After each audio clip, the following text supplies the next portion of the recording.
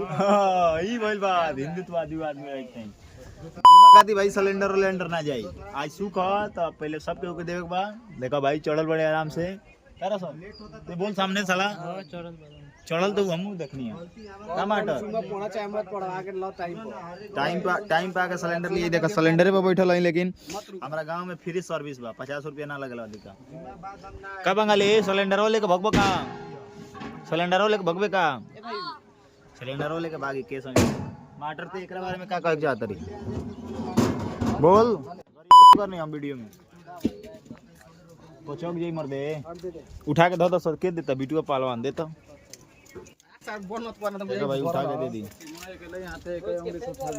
हमरा से ना उठी मर दे देखा भाई सिलेंडर देखा जीएसटी के सिलेंडर मिलता दे दे दे जल्दी दे जीएसटी कम भइल फेंक आई फेंक देख शेर हतौरे में बड़ा सो भाई ऐसा इंसान खतरनाक देखला है यही सन कहे मोदी के वोट दे आज तेजस्वी के देबे करी तेजस्वी के देबे सरकार बदले के मन बा हां यादव के देबे के बा यादव के वोट दी भाई अब लागे तो हमरो बदले के पड़े काम हम होगा बेबरी यादव का वोट दे पहले चमार के देत रहिए का